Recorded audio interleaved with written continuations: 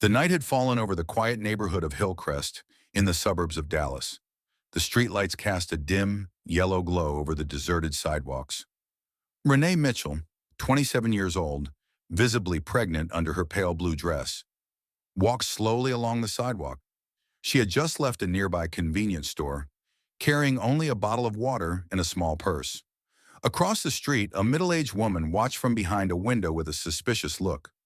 She picked up the phone and dialed 911.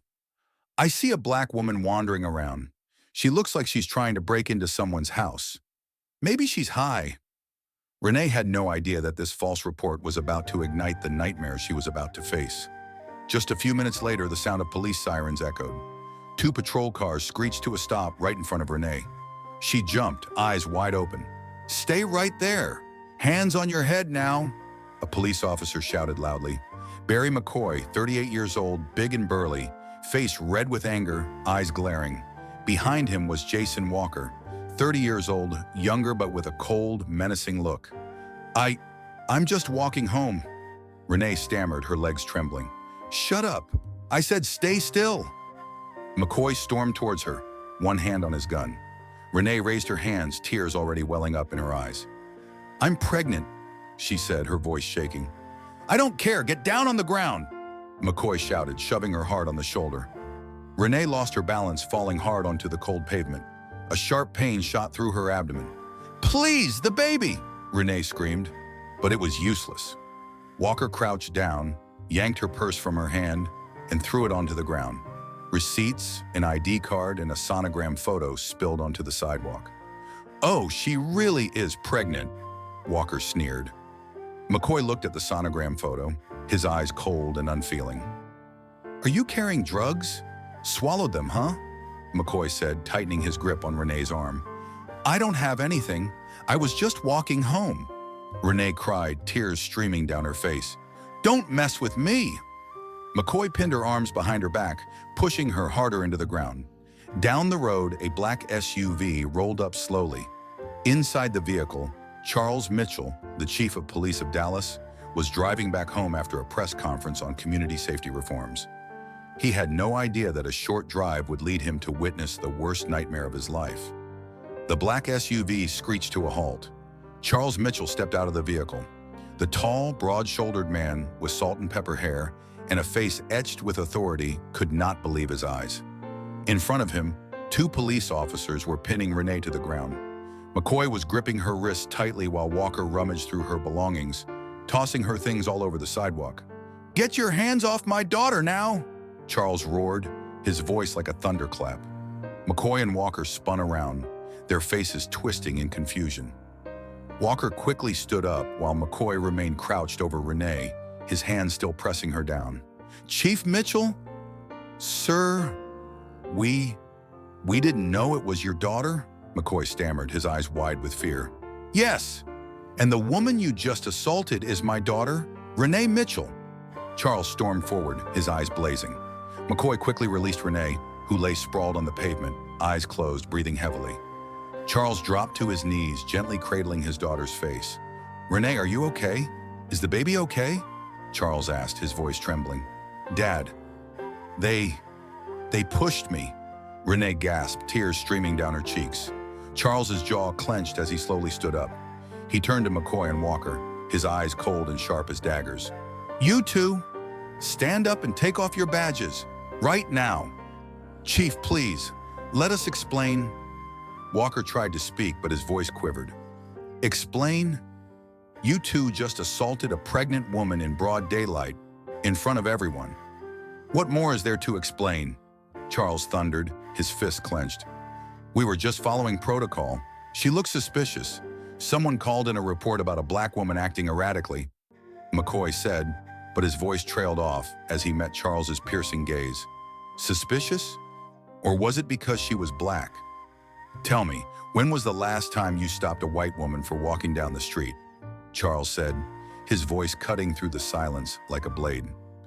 On the ground, Renee whimpered in pain.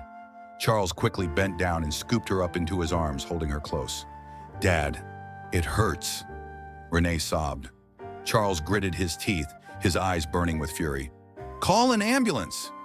And as for you two, Get ready to face the consequences of what you've done." Walker and McCoy stood frozen, their faces pale. Around them, neighbors began to step out of their houses, holding up their phones to record the scene. This was only the beginning. The ambulance siren wailed, piercing through the quiet night of Hillcrest. The red and blue lights flickered, painting the street in flashes of urgency. Renee was strapped onto a stretcher, her face pale, her eyes closed. "Renee, stay strong, honey. You have to stay strong." Charles gripped his daughter's hand tightly as the paramedics rushed her into the ambulance. "Sir, we need to take her to the hospital immediately," one of the paramedics shouted. Charles released his daughter's hand, watching as the doors slammed shut and the ambulance sped away. He stood there, fists clenched, breathing heavily. His mind raced with a storm of emotions: anger, fear, and a burning need for justice. Walker and McCoy still stood by the patrol car, their faces pale. Charles turned around, eyes blazing. "Get in the car! I'm personally taking you two back to the station."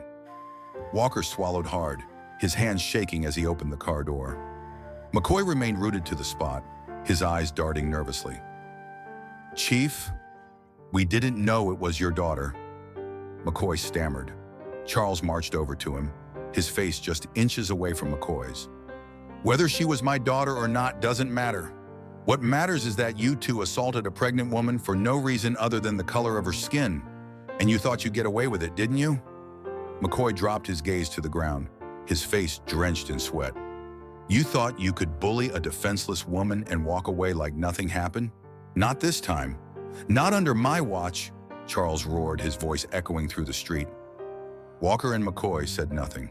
Charles stormed to the driver's seat, his fists still clenched.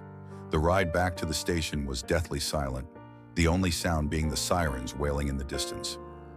Dallas Police Station, interrogation room. Walker and McCoy sat in separate rooms, their hands cuffed to the table. Across from McCoy sat Carla Evans, the tough-as-nails detective known for her no-nonsense attitude. "McCoy, I've been looking through your file. This isn't the first time you've assaulted an innocent civilian. We've got over 15 complaints from black families in the area," Carla said, slamming a thick file onto the table. McCoy licked his dry lips, trying to keep his composure. "I was just following protocol. She looked suspicious. Maybe she was carrying drugs." Carla leaned forward, her eyes boring into his. "Carrying drugs? She was carrying a child, you bastard, and you made her lose that child because of your so-called protocol." McCoy's face paled. His eyes dropped to the table. I didn't mean to. It was an accident." Carla stood up abruptly, leaning close to his face. "An accident? You shoved a pregnant woman onto the ground and killed her unborn child. And you think that's just an accident? You think you can get away with this?" McCoy shivered, his eyes darting nervously around the room. He knew the walls were closing in. Dallas General Hospital, emergency room. Charles sat alone in the waiting area, his head in his hands. The fluorescent lights above flickered, casting eerie shadows across the room. His mind replayed the scene over and over. Renee lying on the ground, screaming for her baby, blood pooling beneath her. The door swung open, and Dr. Lewis walked out, his face grim. "Chief Mitchell," he called. Charles jumped up, his heart pounding. "How's my daughter?" "And the baby?" Dr. Lewis took a deep breath, his eyes full of sorrow. "Renee is stable, but we couldn't save the baby." "I'm so sorry." Charles staggered back, his knees buckling. He dropped into a chair, his eyes welling up with tears. No, my grandchild, he sobbed, his hands trembling. Inside the room, Renee lay motionless on the hospital bed, her eyes staring blankly at the ceiling. Her hands clutched the empty space where her baby once grew, and a single tear rolled down her cheek. Dallas Police Station, Chief's office. Charles Mitchell sat alone in his office, staring blankly at the walls. In his hand was a crumpled ultrasound photo, the last memory of the grandchild he never got to meet. His phone rang, breaking the silence. He picked it up. "Chief Mitchell, it's Carla.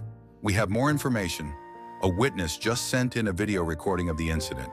It clearly shows McCoy pushing Renee to the ground, despite her begging for them to stop." Charles closed his eyes, his jaw clenched tight. "Send that video to the district attorney. I want those bastards prosecuted to the fullest extent of the law. Will do, Chief, Carla said, her voice firm. Charles hung up the phone and stood up. He walked over to a glass cabinet and pulled out a pair of silver handcuffs, a relic from his first day as a rookie cop. He gripped the handcuffs tightly, his knuckles turning white. McCoy, Walker, you thought you could break the law and walk away, but now the law is coming for you. 3 days after the horrific incident, the news spread like wildfire. The footage captured by the witness was broadcasted across all major news channels, stirring outrage throughout Dallas and beyond. The video clearly showed McCoy shoving Renee onto the ground, despite her cries that she was pregnant. Walker stood by, smirking as he rifled through her belongings. McCoy's voice echoed coldly. I don't care if she's pregnant. Get her down now. Renee's screams echoed throughout the room, haunting everyone who watched the footage. Dallas Police Headquarters, press conference room. Charles Mitchell stood at the podium, eyes hollow and voice hoarse. He wore his police uniform, but he no longer felt like the chief of police. Today he was a father, grieving the loss of his grandchild. Today I stand here not as the chief of police of Dallas. I stand here as a father who has lost his grandchild because of the actions of 2 rogue officers who swore to protect and serve, but instead chose to abuse their power. Reporters scribbled furiously, cameras flashed. Charles took a deep breath, steadying himself. I will not allow this to go unanswered. Barry McCoy and Jason Walker have been suspended indefinitely and will be charged with assault, manslaughter, and civil rights violations. We will not rest until justice is served. A murmur rippled through the crowd. Charles clenched his fists. Justice is not about revenge. It is about accountability. It is about making sure that those who abuse their power pay for the lives they destroy. With that, Charles stepped away from the podium, his shoulders heavy with the weight of his loss. The crowd erupted in chants. Justice for Renee! Justice for the baby! Outside Dallas Courthouse, Renee sat in a wheelchair, her face pale and expressionless. Charles stood beside her, holding her hand. Dad, I'm scared, Renee whispered. Charles knelt down, looking into his daughter's empty eyes. You have nothing to fear, Renee. Today, the truth will come out. Today, we fight back. The courthouse doors opened. McCoy and Walker were led inside, their hands cuffed behind their backs. McCoy kept his eyes downcast, his face ashen. Walker, however, still held his head high, his expression defiant. I was just doing my job. I did nothing wrong, Walker shouted as he was shoved into the courtroom. Charles squeezed Renee's hand, his jaw clenched. Now, it was time to make them pay. Dallas Courthouse, the courtroom. The courtroom was packed. Journalists, activists, and ordinary citizens filled every seat. Judge Howard Dillard, a stern-faced man with steel gray hair, presided over the case. Carla Evans stood, holding a USB drive in her hand. Your Honor, I present new evidence. A video recording taken from the police cruiser's dashboard camera. This footage will reveal the true intentions of the officers involved in this heinous act. The large screen flickered to life. In the video, McCoy and Walker were seen laughing and joking as they drove through Hillcrest. Hey, you see that black chick over there? Looks like she's up to something, McCoy sneered, pointing at Renee. Ha ha ha, yeah. Let's teach her a lesson. These people need to learn not to walk around our neighborhood, Walker replied, chuckling. The entire courtroom fell silent. Renee's face remained blank, her eyes glued to the screen.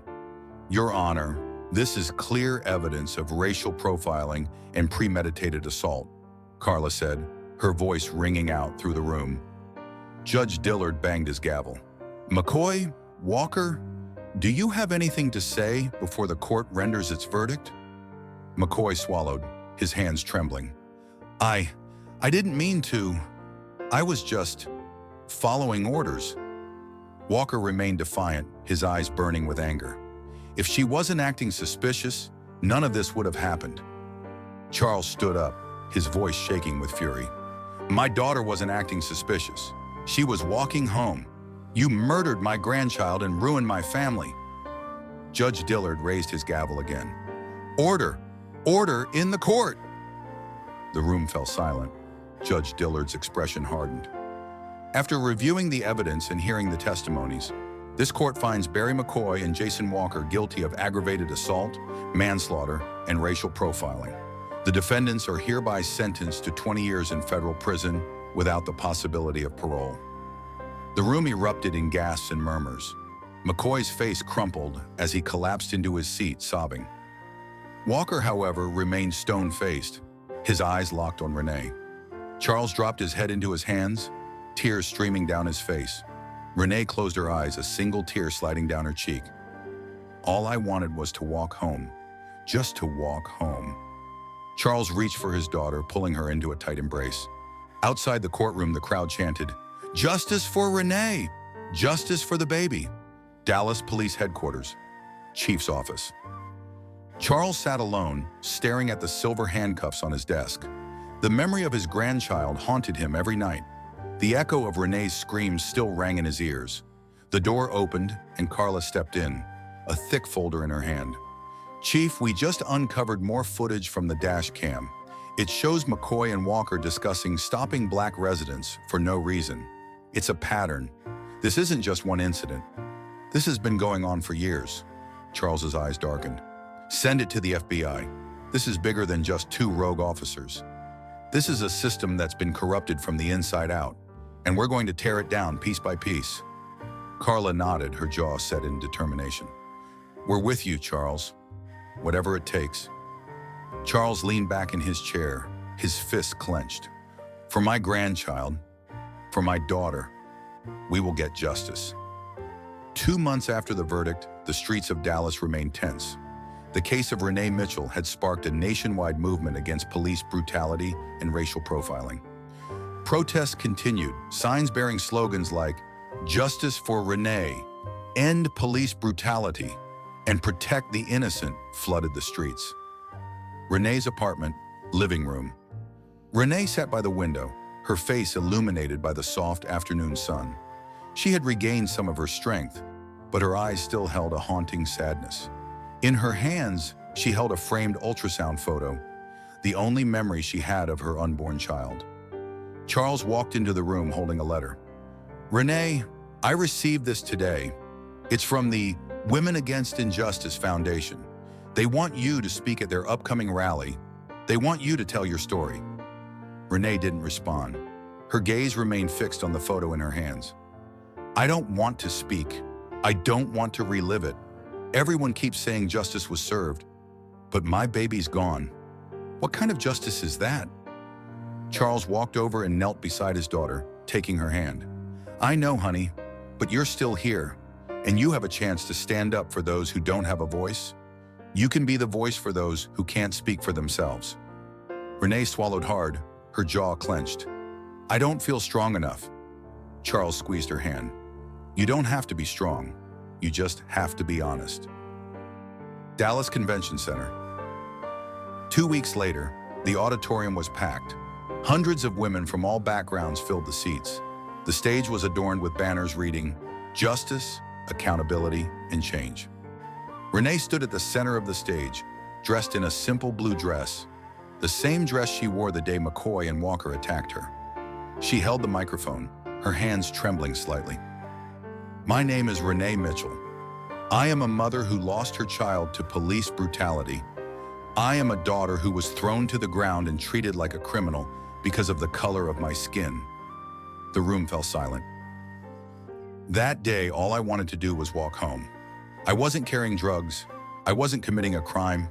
I was just walking. But to them, to McCoy and Walker, I was a threat. Not because of what I was doing, but because of what I looked like. A sob echoed from the audience. Many women wiped tears from their eyes. They didn't see a woman. They didn't see a mother. They saw a target. They saw a suspect. And because of their actions, my baby is gone. But I am still here. And I am here to tell you that I will not be silent. Not now. Not ever. Renee's voice rose, strong and fierce. "Today I stand not just for my lost child, but for every mother, every daughter, every sister who has been silenced, humiliated, or beaten down. Today we rise. And we will not stop until justice is not just a word, but a reality for everyone." The crowd leaped to their feet. applause thunderous and deafening. Women chanted, "Justice! Justice! Justice!" Charles stood at the back of the room, his eyes shining with pride. Renee had become the voice she never knew she could be. Dallas Federal Prison, holding cell. Barry McCoy sat hunched over, staring blankly at the wall. In his hand, he held a crumpled newspaper with the headline, "Renee Mitchell, a voice for justice." He balled up the newspaper, throwing it across the cell. "That bitch, she took everything from me." Jason Walker lay on the bunk, arms crossed, a smirk on his face. "She didn't take anything from you. You gave it away, we both did. And now we're paying the price." McCoy glared at Walker. "You think this is funny? You think any of this is fair?" Walker sat up, leaning forward. "You know what's not fair? Killing an unborn child just because her mother was black. You think about that the next time you cry about how unfair this is." McCoy swallowed hard, his fist trembling. He knew Walker was right. Dallas Police Headquarters, Chief's office. Charles Mitchell sat at his desk, staring at a stack of folders. Carla Evans entered, holding another thick file. "Charles, we just uncovered more evidence. McCoy and Walker weren't acting alone. We've got emails and recordings from Reece, the deputy chief. He was giving them direct orders to target black residents in Hillcrest." Charles's jaw clenched. "Reece? The man I trusted? The man who sat in my office and told me he wanted to clean up the department?" Carla nodded.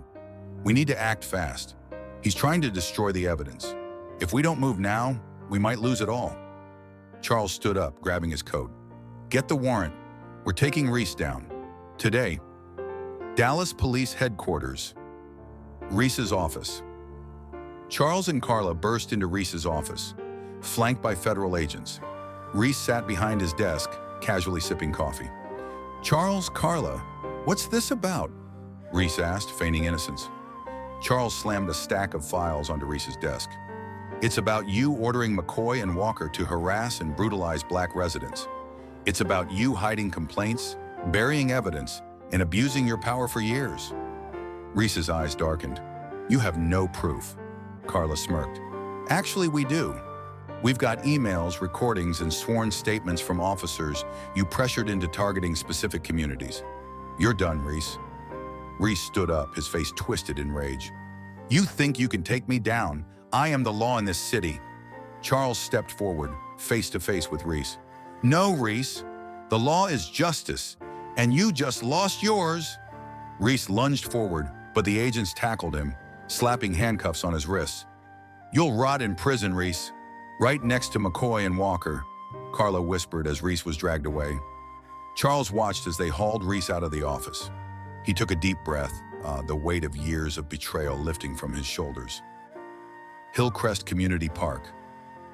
6 months later, the park was filled with families, children playing, and women laughing. Renee sat on a bench, watching Nia, now 2 years old, running around with a group of kids. Charles sat down beside her, handing her a cup of coffee. "You did it, Renee. You brought justice to so many people. You became their voice." Renee smiled, her eyes finally soft and calm. "I did it for my baby, for every woman who couldn't stand up for herself, and for me. I found my voice, Dad, and I'm not going to lose it again."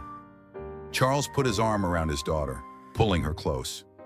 "And you'll always have me to back you up, no matter what." The sun began to set, casting a warm glow over the park. Renee watched as Nia ran toward her, arms outstretched. She lifted her daughter into her arms, holding her tight. For the first time in a long time, she felt whole. 6 months had passed since Reece was arrested, and Dallas had changed dramatically. The police department was under federal investigation, and dozens of officers implicated in the corruption and racial profiling scandal were either fired, arrested, or under scrutiny. Dallas Federal Prison, Reece's cell. Reece sat alone in a dimly lit cell, his hair unkempt, eyes sunken. The once powerful deputy chief was now just another inmate, surrounded by the very criminals he had once ordered his men to arrest. McCoy and Walker were seated in the same cell block. Walker sat quietly, staring blankly at the wall, while McCoy paced back and forth, eyes wild. "This is all her fault. That bitch ruined my life," McCoy snarled, slamming his fist against the wall. Reece sneered from his bunk.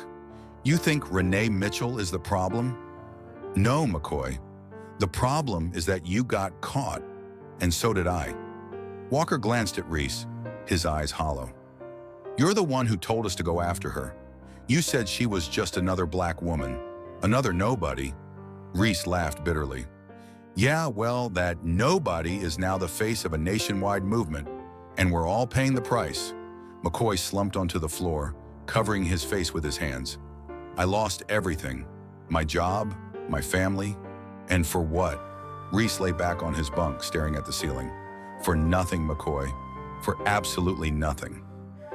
Dallas City Hall, award ceremony.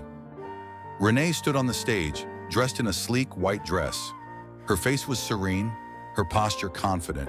She was being awarded the Community Leadership Award, a recognition given to those who made significant contributions to social justice and reform. The mayor stepped up to the podium. "Today we honor Renee Mitchell, a woman who took her pain and turned it into power, who took her grief and turned it into a voice for the voiceless. Renee, your courage and strength have inspired us all." The crowd erupted in applause. Renee took the microphone, her gaze sweeping across the room. 2 years ago, I was walking home. That's all I was doing. But because of the color of my skin, 2 men saw me as a threat. Because of their ignorance and their hatred, my child is no longer here." The room fell silent. "But I am still here, and I will keep speaking. I will keep fighting. Not just for my child, but for every mother, every daughter, every sister who has been brutalized and silenced. We will not be quiet. We will not back down. Justice isn't just a word, it's a promise. And today we promise to keep fighting until justice is real for everyone." The crowd stood up, clapping and chanting, "Justice! Justice! Justice!" Charles stood at the back of the room, tears glistening in his eyes. He watched as his daughter stood tall, a beacon of hope and strength. Dallas Police Headquarters, Internal Affairs Office. Carla Evans leaned back in her chair, staring at a stack of files. The investigation had unearthed a web of corruption far deeper than anyone had expected. A young officer entered the room, holding a USB drive. "Detective Evans, we just received this. It's a recording from inside Reece's office. You need to hear it." Carla plugged the USB into her laptop. The recording crackled to life. "I don't care who they are.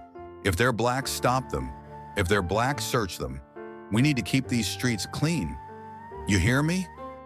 Reece's voice echoed through the speakers. Carla's jaw clenched. This was the smoking gun.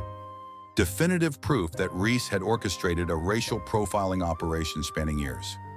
"Get this to the DA now," Carla ordered, her eyes blazing. Hillcrest Community Center, support group meeting. Renee sat in a circle of women, mothers, daughters, sisters, each of them holding pictures of loved ones who had been victims of police brutality. "My son was only 16, a woman said, holding up a photo of a young boy smiling in a school uniform. "They said he was acting suspiciously because he was jogging through the park. They shot him in the back. He was unarmed." Renee reached over, squeezing the woman's hand. "I lost my child too," Renee said, her voice soft but firm. "But together we can make sure that their deaths were not in vain. We can fight for accountability. We can demand change." The women nodded, tears streaming down their faces. "And we will do it together," Renee said, her voice growing stronger. "Because when we fight together, we are unstoppable." Dallas Federal Prison Visitation Room. Renee sat across from Jason Walker, separated by a thick glass pane. Walker picked up the phone, his hands trembling. "I asked to see you because I need to say I'm sorry," Walker said, his eyes downcast. Renee said nothing, her expression unreadable. "I was wrong. Everything we did to you, to your baby, it was wrong. I can't take it back. But I'm going to testify against Reece. I'm going to tell them everything. The orders, the cover-ups, everything." Renee's eyes locked onto his. "Why now, Jason? Why do you care now?" Walker swallowed hard, tears brimming in his eyes. "Because I have a daughter too. And if someone did to her what I did to you, I don't know what I would do. Renee closed her eyes, breathing deeply. Then tell the truth. That's the only way you can make it right. Walker nodded, tears streaming down his face. I will. I promise. Dallas Police Headquarters. Press conference room. Charles stood at the podium, flanked by Carla and the district attorney. The room was packed with reporters. Today we are announcing new charges against former Deputy Chief Reece. With new evidence, we can now definitively prove that Reece not only ordered the unlawful targeting of black residents, but also actively participated in covering up these crimes. Charles held up a thick stack of papers. This is a new beginning for the Dallas Police Department. We will rebuild this institution from the ground up. We will restore integrity, trust, and accountability. The room erupted in applause.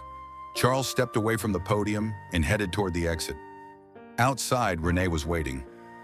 Charles walked up to her, wrapping his arms around his daughter. You did it, Dad, Renee said, leaning into him. No, Charles said, his voice thick with emotion. We did it. Together. Renee looked up at the sky, the sun shining brightly above. Justice isn't just a word anymore. It's a promise, and we kept it. A year had passed since Reece's arrest, and Dallas had undergone a profound transformation. The police department was now under strict federal oversight, and reforms had been implemented to ensure accountability and transparency. Dallas Police Headquarters, Chief's Office. Charles Mitchell sat at his desk, a thick binder labeled Police Reform Act in front of him. Carla Evans entered, carrying another stack of files. Charles, it's done. Reece was sentenced to 25 years for conspiracy, civil rights violations, and obstruction of justice, Carla said, setting the files down. Charles leaned back, a sigh of relief escaping his lips. Good. And what about the others? The officers who helped him cover it up? 10 of them have been terminated. 4 more are facing criminal charges. The department is finally being cleaned up, Carla said. Charles nodded, but his expression remained somber. You did it, Charles. You took down the whole corrupt network, Carla said, her voice warm. Charles shook his head. No, Carla. Renee did. She was the spark that ignited all of this. Without her, we'd still be in the dark. Dallas Community Center, support group meeting. Renee stood at the podium, her presence commanding yet gentle. The room was packed with mothers, fathers, children, all victims of police brutality. A year ago, I was just another black woman walking down the street, minding my own business. But because of the color of my skin, I was targeted, attacked, and lost my child, Renee said, her voice calm and steady. A few people in the crowd wiped their tears. But I refused to stay silent. I refused to let them define me as a victim. Today I stand here as a survivor, a fighter, and a mother to my beautiful daughter, Nia. Nia, now 3 years old, sat in the front row, smiling brightly up at her mother. Our voices matter. Our lives matter. And together we will keep fighting until justice is a reality for all of us. The crowd erupted in applause, chanting, Justice! Justice! Justice! Renee stepped down from the podium and scooped Nia into her arms. Did I do okay, baby? Renee asked, pressing a kiss to Nia's forehead. You were amazing, Mommy. Nia giggled, hugging her mother tightly. Dallas Federal Prison, Visitation Room. Jason Walker sat behind the glass partition, looking gaunt and worn. His eyes brightened slightly as Renee entered. Renee picked up the phone. I testified against Reece, Walker said immediately. I told them everything. Every order, every cover-up, every racial profiling directive. He's going away for a long time? Renee's eyes remained cold and unmoving. Good. But that doesn't bring back my child, does it? Walker dropped his gaze, shame washing over him. I know, and I'll live with that for the rest of my life. But I needed to do the right thing for once, Walker said, tears brimming in his eyes. Renee took a deep breath, her jaw tight. Do the right thing for yourself, Jason. Don't do it for me. I've already lost too much. Walker nodded, his face contorted in anguish. Renee hung up the phone, stood up, and walked away without looking back. Hillcrest neighborhood. Afternoon, Charles Mitchell strolled down the now peaceful streets of Hillcrest, holding Nia's hand. Children played on the sidewalks, families chatted in front yards. The neighborhood felt different, safer, brighter. Nia skipped along, her curly hair bouncing. "Grandpa, are the bad men gone now?" Nia asked, looking up at Charles. Charles bent down, lifting Nia into his arms. "Yes, baby, the bad men are gone, and they're not coming back," Charles said, kissing her cheek. Nia wrapped her small arms around his neck, resting her head on his shoulder. "Good. I don't want Mommy to cry anymore." Charles swallowed hard, his heart aching. "Me neither, sweetheart. Me neither." Dallas Police Academy graduation ceremony. A group of new cadets stood proudly in their crisp uniforms, ready to take the oath to protect and serve. Renee was the keynote speaker. She stood at the podium, eyes scanning the room of young faces. "You have chosen to become officers of the law, a position of power, a position of trust. But remember this, power without integrity is nothing. Trust without accountability is dangerous. You are here to protect, not to harm, to serve, not to intimidate, and to uphold justice, not to abuse it." The room was silent. "I lost my child because 2 officers decided to abuse their power. I lost my child because of the color of my skin. But today I stand here to tell you, you have the power to change that. You have the power to be the difference between life and death, justice and injustice." Renee paused, her eyes locked onto the audience. "So when you put on that badge, remember that it is not a weapon, it is a shield to protect those who cannot protect themselves." The cadets stood and saluted, a united front of new officers ready to embrace the changes that Renee fought so hard to bring. Dallas City Park. Evening. A large mural adorned the side of a community center. It depicted a woman in a blue dress holding a baby in her arms with the words, "Justice for all, in memory of the unborn." Renee stood before the mural, her hand resting on her growing belly. She was pregnant again, and this time, she was determined to keep her baby safe. Charles joined her, standing quietly by her side. "You did it, Renee. You changed the world," Charles said, his voice thick with emotion. Renee smiled, tears glistening in her eyes. "I did it for them, for the baby I lost, for the baby I'm carrying, and for every woman who was told to stay silent. We are no longer silent." Charles wrapped an arm around his daughter, pulling her close as they watched the sunset together. In the distance, Nia played with other children, her laughter echoing through the park. It was a sound of hope, a sound of healing, the sound of a new beginning. A year had passed since the conviction of Reece and the dismantling of the corruption network within the Dallas Police Department. Dallas had been transformed. The streets of Hillcrest, once a breeding ground for racial profiling and police brutality, had become a symbol of resilience and justice. Dallas Support Center, Renee's office. Renee Mitchell now headed the Dallas Center for Justice and Reform, a nonprofit organization dedicated to advocating for victims of police brutality and racial discrimination. She sat behind a large desk, surrounded by stacks of case files. Carla Evans entered, holding a folder. "Renee, we just received another report. A young Latina woman was stopped by 2 officers outside her apartment. They shoved her to the ground and accused her of loitering. The officers claimed she fit the description of a suspect." Renee closed her eyes, taking a deep breath. "Same tactic, same abuse of power. Different day," she muttered. Carla sat down across from her. "You know, the police department is under a microscope now. Reece and his cronies are gone, but these incidents keep happening. We need someone like you to lead the charge for real, systemic reform." Renee leaned back in her chair, her hand resting on her pregnant belly. "I am leading the charge, Carla, but this fight isn't just mine anymore. It belongs to all of us." Dallas Federal Prison, Cell Block C. Barry McCoy sat alone on his cot, staring at the wall. The once arrogant officer now looked like a shadow of his former self. Jason Walker entered the cell, carrying a stack of letters. "You got mail," Walker said, tossing the letters onto McCoy's bed. McCoy grabbed the letters, ripping them open. Each one was a court notice, a lawsuit from victims of his assaults. McCoy buried his face in his hands. "I can't take this anymore. "I can't," he sobbed. Walker shook his head. "You think you're the only one suffering? We did this to ourselves, McCoy. You did this to yourself." McCoy stood up abruptly, eyes wild. "You don't understand. I lost everything. My job, my life, my family." Walker stepped closer, his expression cold. "You think that matters to Renee? You think that matters to the baby you killed? You deserve to lose everything." McCoy slumped back onto the cot, his head hanging low. "I know, and that's the worst part, knowing I deserve it." Dallas Community Park. Evening. Renee sat on a bench, watching her daughter Nia, playing with other children.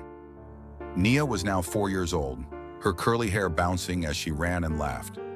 Charles Mitchell approached, sitting down next to Renee. "She's growing up so fast," Charles said, smiling. Renee nodded, her eyes softening as she watched Nia. "She's my strength, my reason for fighting." Charles looked at Renee, his face serious. "And the baby?" Renee placed a hand on her belly, feeling the soft, reassuring movements. "This one is my second chance. I lost one child to their brutality, but not this one, not this time." Charles placed his hand over Renee's. "You've come so far, Renee. You turned your pain into power, and now you're unstoppable." Renee leaned her head against her father's shoulder, a single tear escaping. "But sometimes, Dad, sometimes I still miss that baby, the one they took from me." Charles wrapped his arm around Renee, holding her close. "I miss that baby too, but you're still here, and so is Nia, and this little one. They're all a part of you. They always will be." Dallas City Hall, community speech event. A large crowd gathered in front of City Hall. Renee stood at the podium, Nia by her side, holding a small sign that read, "Justice for all." "A year ago, my life was shattered. I was thrown to the ground, my child's life stolen, my dignity stripped away." Renee began, her voice strong. The crowd fell silent, eyes fixed on her. "But today I stand here not as a victim, but as a survivor, as a mother, as a fighter. They tried to silence me, but instead, they gave me a voice that will not be silenced until every woman, every man, and every child can walk these streets without fear of being targeted because of the color of their skin." Nia tugged on Renee's dress, looking up with big bright eyes. "Mommy, are you done? Can we go play now?" Renee smiled down at her daughter, lifting her up into her arms. "Yes, baby, we can go play now." The crowd erupted into applause as Renee walked away, holding Nia close. She was no longer the woman who was brutalized and beaten. She was a leader, a warrior, a symbol of justice. 2 years had passed since the sentencing of Reece, McCoy, and Walker. Dallas had become a symbol of reform, resilience, and justice. Renee Mitchell had become a prominent activist, a voice for the voiceless, and a beacon of hope for those who had been oppressed.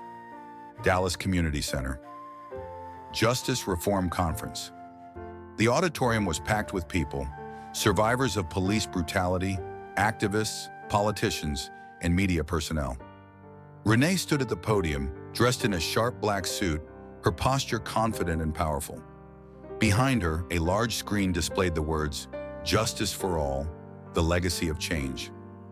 2 years ago, I was just a woman walking home. But because of my skin color, I was labeled a threat.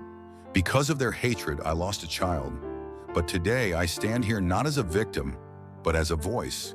And I will continue to speak until justice is not just a word, but a way of life. The crowd erupted in applause.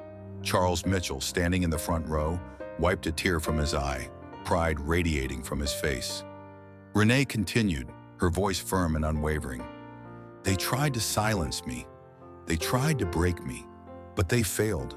And today we stand together, as mothers, fathers, daughters, and sons, to demand that no more lives be stolen. No more voices be silenced. No more babies be lost." Nia, now 5 years old, stood by her mother's side holding a sign that read, "Justice for my brother." Renee reached down and lifted Nia into her arms. "This is my daughter, Nia. She represents the future, the generation that will not be afraid to walk these streets. And it's our duty to make sure that future is bright, that it is safe, and that it is just. The crowd rose to their feet chanting, "Justice! Justice! Justice!" Dallas Police Headquarters, Internal Affairs Office. Carla Evans sat behind her desk, sorting through files. The Dallas Police Department had been completely restructured, reforms had been implemented, training programs had been established, and every officer was now required to undergo bias and sensitivity training annually. A young recruit entered the room. "Detective Evans, we just received word. Jason Walker has agreed to testify in federal court against former Chief Reece. He's ready to reveal everything. The cover-ups, the bribery, the racial profiling orders." Carla nodded, leaning back in her chair. "Good. Maybe he's finally ready to make amends." Dallas Federal Prison, Visitors Room. Jason Walker sat across from Renee Mitchell. This time, there was no glass partition between them. Jason's hands were still cuffed, but his eyes were clearer, more resolved. "Thank you for agreeing to see me," Walker said, his voice heavy with guilt. Renee folded her arms, her face expressionless. "What do you want, Jason?" Walker took a deep breath, his hands shaking. "I wanted to say, I'm sorry for everything, for what I did to you, for what I did to your baby. I was wrong. I was a coward, and now I'm going to testify. I'm going to tell them everything. Maybe it's too late for me, but it's not too late to do the right thing." Renee's jaw clenched, tears brimming in her eyes. "You think that will bring my baby back? You think that will erase what you did to me?" Walker dropped his head, tears falling onto the table.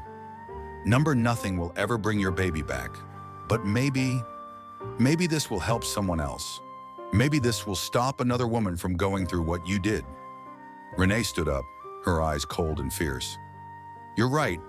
Nothing will bring my baby back, but if you really want to make things right, tell the truth. All of it." Walker nodded, wiping his tears. "I will. I promise." Hillcrest Park, Community Mural Unveiling. A large crowd gathered in front of a newly painted mural. A portrait of Renee Mitchell holding a baby, surrounded by women of all races and backgrounds. The words above the mural read, "Never again, justice for all." Renee, Nia, and Charles stood at the front of the crowd. Renee held a microphone, her hand resting on her growing belly. She was 6 months pregnant and glowing with strength and confidence. "Today we unveil this mural not just to honor my baby, but to honor every child, every mother, every person who was stolen from us because of hatred, ignorance, and abuse of power," Renee said, her voice carrying through the crowd. "This is not just my story. This is our story, and we will continue to fight until every street in this city is safe, until every person can walk without fear, until justice is not a mural, but a reality." The crowd burst into applause. Nia tugged on Renee's dress, looking up with bright eyes. "Mommy, is my brother watching us from heaven?" Renee knelt down, pulling Nia into her arms. "Yes, baby, he's watching, and he's so proud of you." Charles placed a hand on Renee's shoulder, his eyes shining with emotion. "And so am I," he whispered. Dallas Federal Courthouse, 1 month later. Jason Walker took the stand, his face pale and gaunt. The courtroom was packed, and all eyes were on him.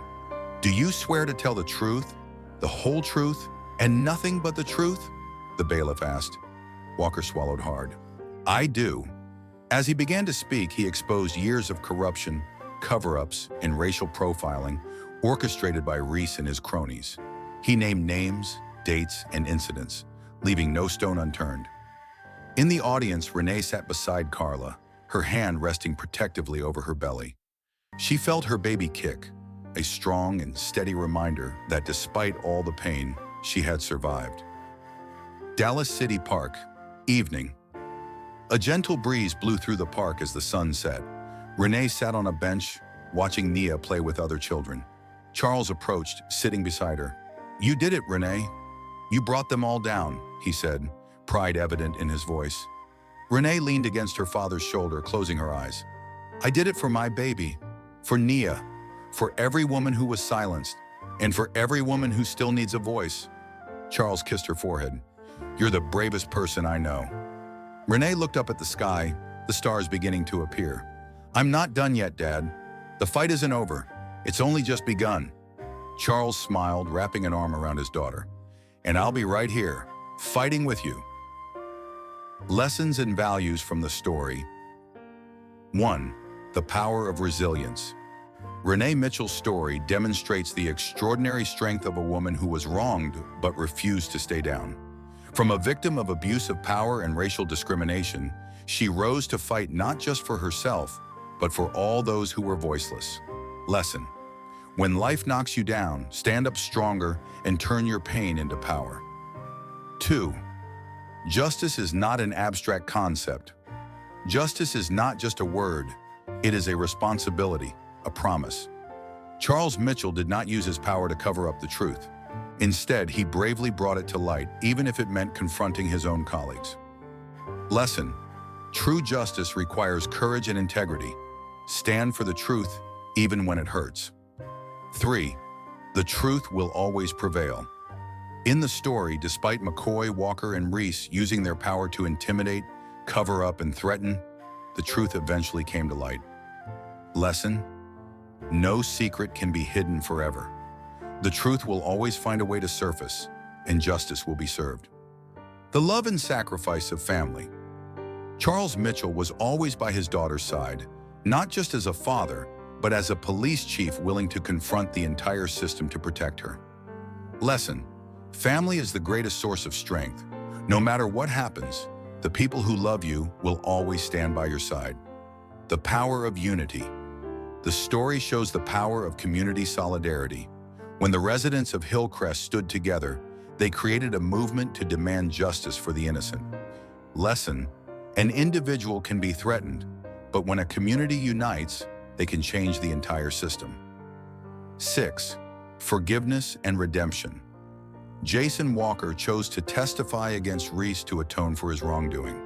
This demonstrates that even after making terrible mistakes, one can still seek redemption. Lesson: forgiveness is not forgetting, but giving someone the chance to make things right. 7. The power of a voice. Renee Mitchell transformed her pain into a powerful voice for justice. She not only spoke up for herself, but also for those who couldn't speak up. Lesson: everyone has a voice, and when we dare to speak the truth, we can change the world. This story is not just about a woman seeking justice. It is about awakening, transformation, and the power of humanity. It reminds us that no matter how much injustice we face, justice will always find its way back. And when we stand up to fight, we are not just fighting for ourselves, but for the generations to come.